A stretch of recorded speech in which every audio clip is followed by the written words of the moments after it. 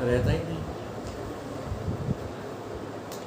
स्वप्न में कोई व्यवहार कर रहे थे, तुम कर तो रहे थे, लेकिन दुनिया का कोई व्यवहार नहीं कर रहे थे, एक काल्पनिक व्यवहार में लग गए, क्योंकि आदत जो पड़ गई है।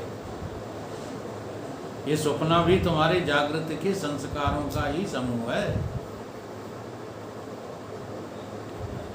जो स्वच्छ पदार्थ होवे उसी में वही आभास के योग्य होता है, मलिन पदार्थ आभास के योग्य होता ही नहीं। जैसे कांच और उसका ढकना दोनों पृथ्वी के कार्य हैं।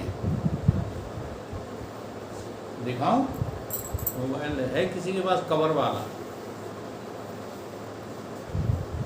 ना दिखाओ। ये कह रहे हैं कि कांच है, हाँ, ये जो कांच है ये भी, और इसका ढकना ये भी, ये दोनों ही जो है किसका कार्य है? पृथ्वी तत्व का कार्य है कि नहीं? ये भी और वो भी। कांच तो स्वच्छ है, उसमें जो है मुख का प्रतिबिंब दिखाई पड़ता है, देख लो। और ढकना लगा दो तो फिर देख के बता, बात आ गई समझ। कांच तो स्वच्छ है, उसमें मुख का आभास दिखाई देता, लेकिन ढकना स्वच्छ नहीं है, इसलिए उसमें आभास प्रतिबिंबित नहीं होगा। ऐसे ही सतोगुण का कार्य अंतःकरण स्वच्छ है, उसमें चेतन का आभास प्रतिबिंबित होता है, और शरीर आदि घट आदि तमोगुण के कार्य होने से स्वच्छ नहीं है, उनमें चेतन का आभास होगा ही नहीं। आभासित जो चीज नहीं हो रही है, और वहाँ तुम्हारा अभिमान जो है स्थिर हो गया है, तो आपका पता नहीं होगा। बुरा चाहे जितना मान, देह के अभिमान को लेकर जो जी रहे हैं, और ये सब देह के अभिमान है। बुरा लगने से काम नहीं चलेगा, समझ के इसको त्याग दो। हाँ, जब तक हमें लगता है हमारी पत्नी है, हमारे बिना तो इनका जीवन चलेगा ही नहीं, तब तक तुम घोर अज्ञानी हो, चाहे जितनी ब्रह्म की बातें करो। आ रही बात समझ? हाल ब्रह्मज्ञानी मत बनो, जल्दी पहले वैराग धारण करो, विवेक पूर्ण वैराग, अविवेकपूर्ण नहीं। हाँ, आए गए जो है बातन में, बाबा जी की बातन में उन्होंने कही, तब हम जाने जब पत्नी से रिश्ता तोड़ दो। और समझ में तो कुछ आई नहीं, घरे गए, पत्नी सोई रही थी, फरसा लाओ, कट मुड़ काटे ले, न बजेगा बांस, न बजेगा बांस, न बजेगी। इसे त्याग कहते हैं, इसे विवेकपूर्ण वैराग्य कहते हैं। 302 में और चले जाओ। विवेकपूर्ण वैराग्य है कि दो चीजों का यहाँ विभाजन करो। इस शरीर में दो चीजों का, जड़ और चेतन का विभाजन करो बुद्धि से। एक भाग जो है वो क्या है? जड़ है, एक भाग चेतन है। चेतन को स्वीकार कर दो, जड़ का क्या ले, व्यवहार खत्म, संबंध खत्म। तुम्हारी बुद्धि में ही भूसा भरा हुआ है। ये संसार नाम की बाहर कोई चीज नहीं है, सब कुछ बुद्धि में है। बुद्धि में ही लड़का, बुद्धि में ही नाती, बुद्धि में ही पति पत्नी, सब बुद्धि में भरा है। और ये भरा गया, ये क्या किया गया है? भरा गया है। अजब रंग की है कि दुनिया निराली, बनी कुछ नहीं पर बनाई गई। दिलों से दिलों की ये जंजीर ऐसी, मिली कुछ नहीं पर मिलाई गई। जब हम देखते हैं, कहीं नहीं देखते तो सिनेमा में तो देखने को मिल ही जाता है कि बुढ़ापे में भी पति पत्नी एक दूसरे के बिना जी नहीं सकते। हाँ, जैसे आपको बागवान फिल्म देखी, पति और पत्नियों को बच्चों ने अलग कर दिया है ना। अब एक दूसरे के बिना मरे जाए। 6 महीने एक मोड़ा को 6 महीने ये विवेक नहीं है महाराज। विवेक का अर्थ होता है कि व्यवहार के लिए तुम पति पत्नी बने रहो। अब व्यवहार से मतलब ये अर्थ नहीं है कि तुम भोगी बने रहो। व्यवहार से मतलब है सामाजिक मर्यादा। जी हाँ, जो ज्ञानियों ने ही कायम रखी है। अज्ञानी क्या जाने मर्यादा को। अज्ञानी आदमी मर्यादा पालन कर सकता है, वो तो कुत्ता हो जाएगा, हाँ, कौआ हो जाएगा, गधा हो जाएगा। अज्ञानी पशुवत हो जाएगा। ज्ञानी ही है जो सामाजिक मनुष्य की मर्यादा को कायम रखता है। अच्छा, राम जी को बताओ क्या ख्याल है आपका? वो ब्रह्मज्ञानी थे कि अज्ञानी थे? अब उनके जो काम है वो तो बिल्कुल अज्ञानी जैसे।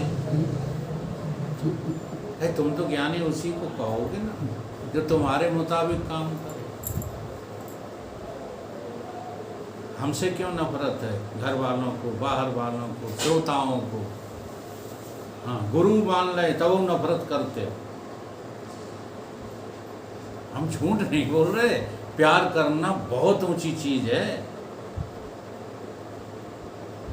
प्यार किया नहीं जाता, प्यार तो होता है। किए प्यार किए प्रेम बड़ पाप। शंकर जी कह रहे हैं कि नहीं? किया गया प्यार तो पाप होता है। जिस प्रेम में क्रिया नहीं है और फिर भी प्रेम, तो केवल स्थूल लेवल से ही नहीं, सूक्ष्म लेवल से भी हमारा किसी से कोई नाता नहीं। ये है आभासवाद।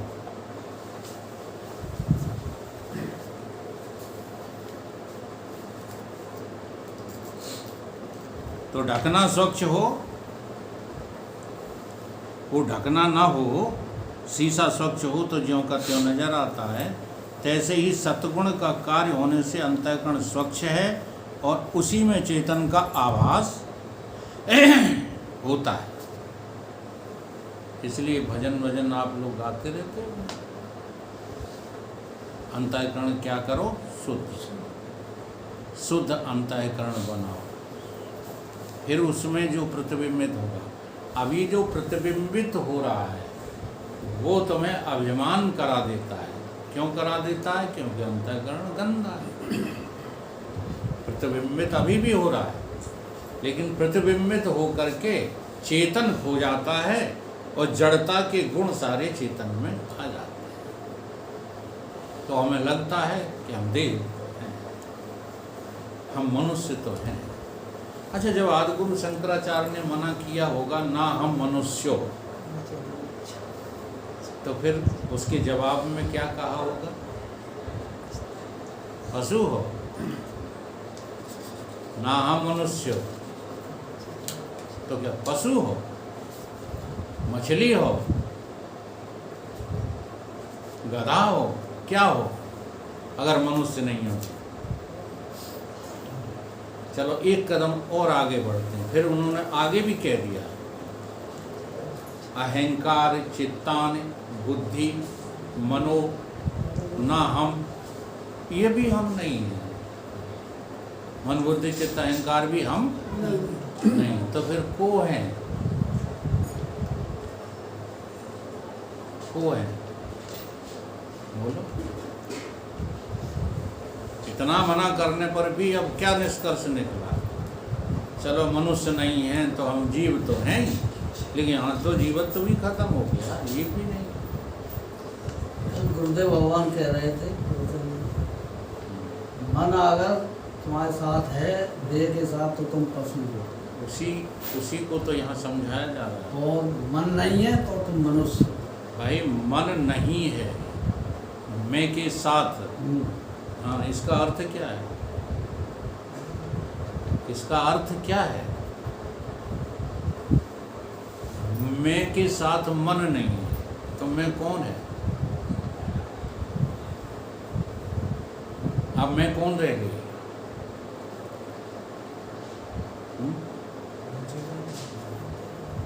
नहीं समझ में आ रही? मैं शुद्ध चेतन रह गई।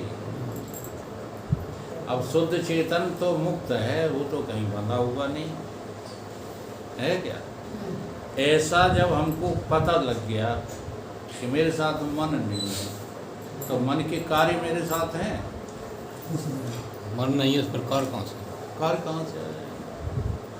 लेकिन सबसे गड़बड़ वाली बात है, गुरु की एक पक्ष तो हम पकड़ लेते हैं कि मन के बिना हो जाओ, तो कि हम मन के बिना हो गए, बातों से हो गए। अभी तो तन नहीं छोड़ पा रहे, मन को छोड़ना तो बहुत टेढ़ी। समझ में आ रही कुछ बात की नहीं? अंतःकरण शुद्ध होगा तब उसमें तुम्हें जो चेतन का प्रतिबिंब में करके दिखेगा, उसका नाम आभास है। चाहे जिसका नाम आभास थोड़ी है कि हम आभास को जान गए, मैं आभासित हो रहा हूँ। आभासित तो तब होगी ना, हाँ, जब अंतःकरण में मल नाम की कोई चीज़ नहीं रहेगी, विक्षेप नाम की कोई चीज़ नहीं रहेगी। शुद्ध अंतःकरण बना।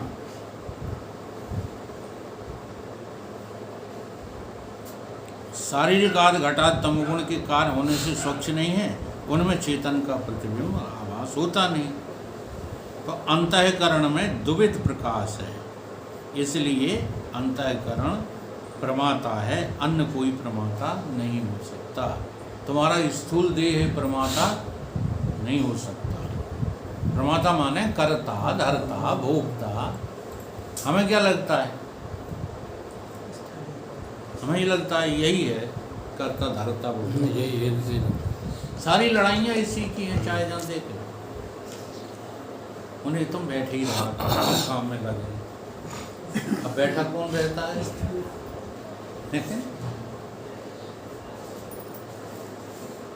एक जगह की बात है कि एक साधु जो थे वो कुछ करते ही नहीं थे, बैठे रहते थे। वो शाम को जो है खाना 4 के बराबर खाते थे। तो वो जो है बहुत नाराज हो गया। मैनेजर, हाँ, प्रबंधक, बोलते हैं इनको, प्रबंधक। ये मंदिर और उसमें आश्रमों में ये नाम नहीं है उनका। महंत नाराज हो गया। तो हमने कहा नाराज काहे होते हो, खाना नहीं देना है तो आप मना कर दो। तो महंत बोला खाना तो हम देंगे लेकिन कुछ किया तो करो। हमने कहा हम बहुत कुछ करते रहते, कहाँ करते रहते? तो हमने कहा महंत जी हम 10 गुना जो है भोजन देंगे आपको, इसका तुम केवल 1 घंटा चुप होकर के यहाँ बैठ के दिखा। हाँ, हम आप सब लोगों को चैलेंज कर रहे हैं। ये उसी महंत की बात नहीं, आप लोगों की बात। वो तो मैं सुनाता रहता हूँ, इसलिए बैठे रहते हैं। एक दिन ऐसा करेंगे, घड़ी लगा दो, ना हम बोलेंगे ना तुम बोलो। सो जाए तो आधे तो सो जाए। अगले दिन ये आएंगे। नहीं, फिर बाद में पूछा जाएगा तो करते हुए लेकिन निकलो। हाँ वो लगे रहे चिंता में। बहुत बड़ा पुरुषार्थ है करना छोड़ना, लेकिन कोई मानते ही नहीं। हम गीता का अर्थ का अनर्थ लेकर के सारा विश्व पागल हुआ घूम रहा। अब समझ में ये बात आ रही है? गीता करने के लिए मना कर रही है और तुम कहते हो कि नहीं गीता करने के लिए उत्प्रेरित कर रही है। तो इन शास्त्रों की भाषा को हम जो है ठीक से समझ नहीं पा रहे। इस रीत से अंतःकरण में द्विविध प्रकाश है, एक तो व्यापक चेतन का प्रकाश और दूसरा आभास का प्रकाश, है ना। यही आगे सूत्र आ जाएगा कि निकल गया होगा, एक ही साथ भास हो निकल गया।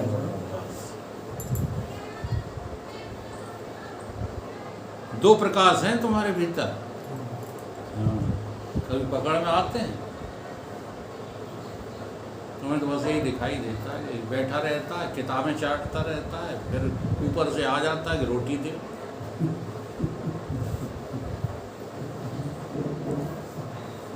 अब जो है किरबीर का साथ कैसे है? दुनिया और साधक का साथ जो है इसीलिए बंद। फिर साधक जो क्या करता, परेशान हो, चलो घर छोड़ो, तभी कौन सा घर छोड़ोगे? जहाँ जाओगे वहाँ घर नहीं मिलेगा। अच्छे से जो है साधक बनो। कुछ क्षणों के लिए आग लगने दो दुनिया में, जो हो रहा है उसे होने दो, नहीं हो रहा उसे मत होने दो, अपने आप में रहना सीखो। तो ये द्विविध प्रकाश का अनुभव हुआ, करो जल्दी से जल्दी। एक जो है चेतन, व्यापक चेतन का प्रकाश और दूसरा आभास का प्रकाश। शरीर आदि जो घट आदि में व्यापक चेतन का प्रकाश तो है, दूसरा आभास का प्रकाश नहीं है। इसलिए द्विविध प्रकाश सहित अंतःकरण विशिष्ट चेतन को ही प्रमाता कहा जाता है। सूर्य का उदाहरण है। सूर्य बराबर धूप देता है सबको कि नहीं देता है?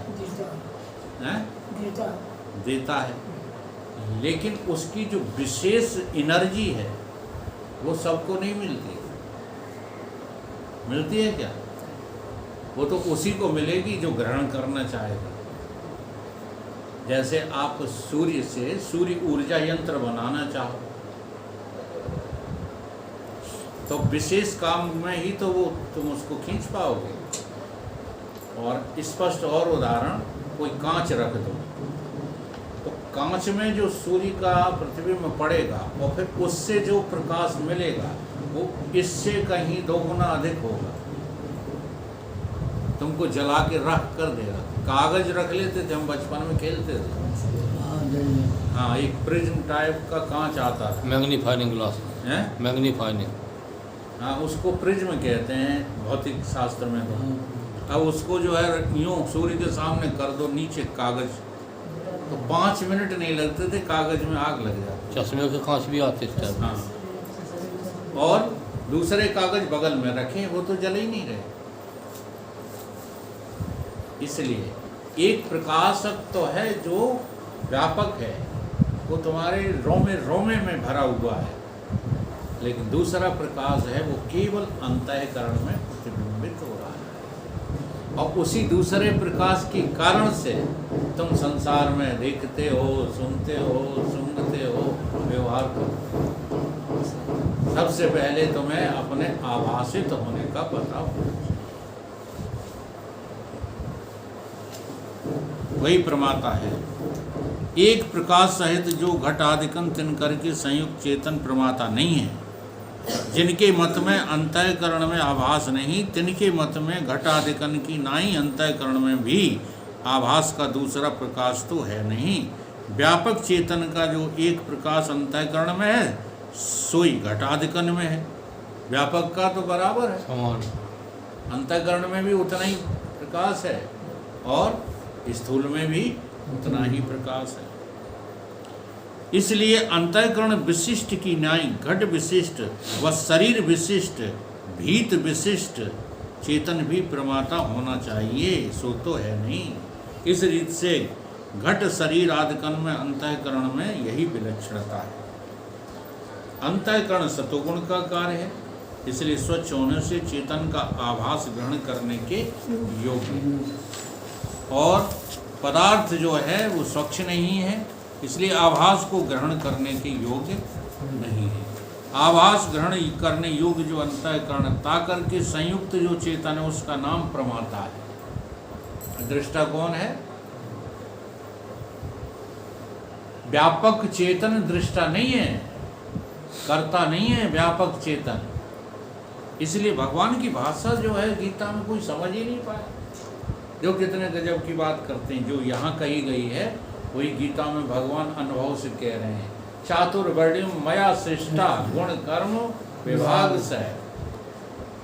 और क्या कहा था आगे कि दिखते हुए भी मुझे कर्ता, देखते हुए भी कर्तारम अपि माम विद्धि, मैं कर्ता होते हुए भी विद्धि माने जानो, कहीं क्या अकर्तारम अव्ययम, मैं कुछ करता। ये करता कौन? आभास अंश में सब कुछ हो रहा है, चाहे संसार बनाया हो और चाहे गृहस्थी बनाई हो, सब कुछ कहाँ हो रहा है? आभास अंश में। वो आभास जो है वो मिथ्या है कि सत्य है? मिथ्या। चाहो तो ज्ञान 1 सेकंड में हो जाए, अब चाहते ही नहीं। ज्ञान भी चाहिए और लपसी भी चाहिए। मेरी भाषा का जो गड़बड़ ही है, अब दोनों एक साथ कैसे मिल जाए?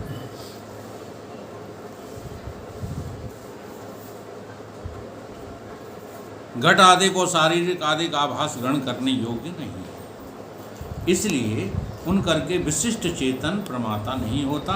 इस रीति से आभासवाद की ये रीति उत्तम है, अवच्छेदवाद की निकृष्ट है। निकृष्ट का मतलब सरल नहीं है। ऐसे ही प्रत्येगात्मानंद जी ने समझाया था 5वां 4था अध्याय, याद करो। उन्होंने कहा एक जैसे हैं, कर्म योग कर्म संन्यास योग। कैसे हैं? कठिन हैं। एक बहुत कठिन है, देखो ना, पहले गृहस्थी कर ले, फिर वानप्रस्थी बनो, फिर सन्यासी बनो। कितने झंझट। हाँ, कितने झंझट हैं। और एक वहीं कर्म कर रहा है, वो वहीं योगी है। अब दोनों में क्या है? फल एक ही। इसलिए अवच्छेदवाद आभासवाद का जो है परिणाम तो वही ज्ञान ही है, लेकिन आभासवाद करके देखना पड़ेगा। इसलिए श्रुतियों ने कहा करके देखो ब्राह्मणों, परीक्ष लोकान कर्म चितान ब्राह्मणों। ब्राह्मणों माने ब्रह्म की चाह रखने वालों, करके देखो, पहले करके।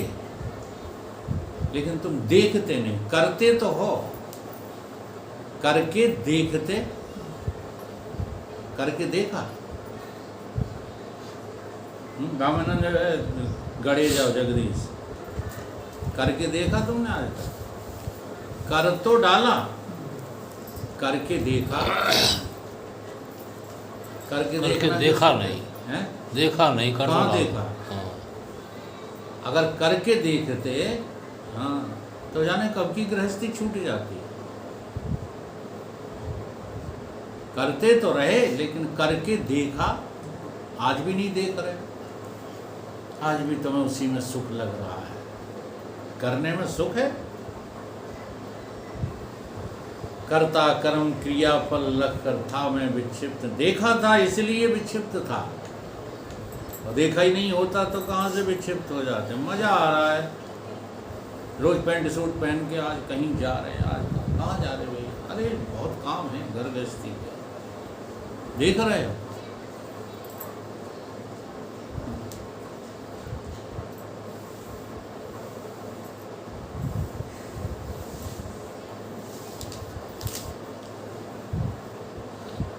उत्तम है। अब आभासवाद क्या है?